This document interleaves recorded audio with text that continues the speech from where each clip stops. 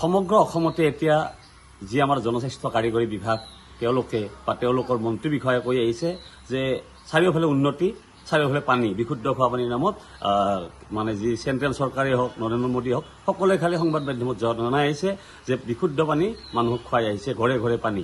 গতিকে এই পানীৰ নামত ব্যাপক কেলেংকাৰী ঘটিছে পশ্চিম নলবাৰী খণ্ড উন্নয়ন বিভাগটোত। আৰু এই খণ্ড উন্নয়ন বিভাগৰ যিখন 22 নম্বৰ পঞ্চায়ত, ইয়াৰ সভানেত্ৰী আছিল অৰ্পণা মেধি, কিন্তু তেওঁ এটা চিলমোহৰহে।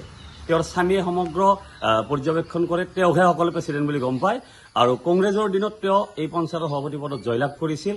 আৰু তাৰ পিছত তেওঁৰ যি বিত্তীয় কেলেংকাৰী, এই কেলেংকাৰী মানে সুৰক্ষিত যেন এই কেলেংকাৰী বাচিবৰ অৰ্থে তেওঁ বিজেপিত চামিল হৈছিল। আৰু তেওঁৰ নেতৃত্বতে এইটো জল জীৱন আঁচনি ৰূপায়ণ কৰিছিল 2020 চনত। 3 লাখ টকাৰ এই জল জীৱন আঁচনিত এতিয়া ৰঙালৰ পুলি, ঢেকীয়া গছ, হাবি জংঘলে ভৰি পৰিছে। আৰু এটুপি বিশুদ্ধ পানীৰ নামত এই নামঘৰ আছে ওচৰত, এখন শিক্ষানুষ্ঠান আছে, তেওঁলোকৰ যি ছাত্ৰ ছাত্ৰী এটোপাল পানীৰ কাৰণে হাহাকাৰ কৰিব লগা অৱস্থা হৈছে।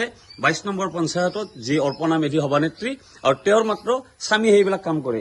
এই ক্ষেত্ৰত আমাৰ এই সচেতন যুৱক এজন আছে, মই তেখেতৰ জানিব বিচাৰিছো কি পঞ্চায়ত এইখন? এখন বৰি 22 নং পঞ্চায়ত। ইয়াৰ সভানেত্ৰী কোন? অৰ্পণা মেধি নাম, মানে আপুনি এবাৰ হেৰি ক'লে যে মানে তেখেতৰ নাম আৰু চহীটোহে কৰে, কিন্তু তেখেতক সমাজে কোনো দেখা নাপায়। তেখেতৰ আনন্দ, তেখেতৰ হাজবেণ্ড আহে 2-4 জনৰ লগত, তেখেতৰ লালু বাঞ্চু যিখিনি আছে তেখেতৰ লগত কথা পাতে, বাকী আৰু তেখেতৰ লগত নাই, কিবা বুজা পৰা থাকে আৰু সিহঁতৰ মাজত। এইটো কেতিয়া আৰম্ভ? এইটো 20 চনত আৰম্ভ কৰিছিল। আৰু 20 চনৰ পিছত এইটো বহুতৰ, মই যিকোনো লালু বাঞ্চু থাকে সিহঁতকে কথা পাতিছিলো, মাজে মাজে কথা পাতো। আৰু কথা পতাৰ সময়ত কয় সেইটো হ'ব, আমি কৈছো দে, আমি দাসক কৈছো নহয়, জোৰ কৰি কৈছো। আমি ইয়াত চুবুৰীৰ উন্নয়নৰ আমাৰ বৈঠক বাৰ্ষিক হিচাপে মাঘৰ বিহুত পাতে। আৰু সেইদিনা আমি প্ৰস্তাৱ লোৱা আছে যে এইখিনি যদি মানে কম সময়ৰ ভিতৰত নকৰে আমি ডিচি মহোদয়ক জনাম। আৰু তেখেতসকলে আমাক প্ৰমিছ দিছিল, আমাৰ লগৰে বন্ধুবিলাকে প্ৰমিছ দিছিল যে এইবাৰ কৰিব বুলি কৈ এই মানে 20 চনৰ পৰা তাৰমানে ষ্টিল নাও আজিলৈকে এই অৱস্থা। আপোনালোকে এইটোতো ছবি মিছা কথা নকয়। আৰু আমি কাৰো পাছত নাযাওঁ, আৰু নাযাওঁ কাৰণে আমি কথা কতো ভয় নকৰোঁ।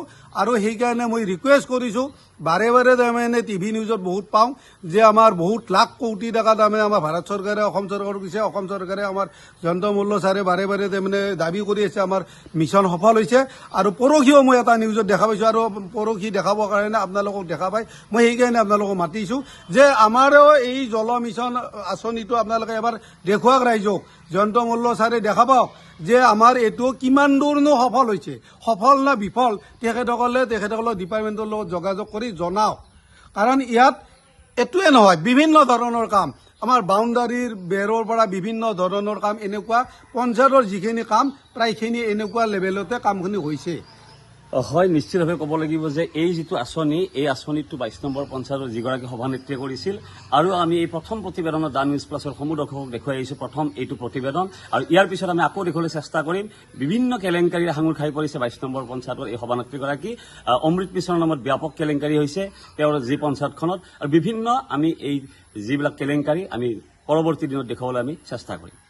যিকোনো খবৰৰ বাবে যোগাযোগ কৰক 7099017330 আৰু 7099017110 নম্বৰত।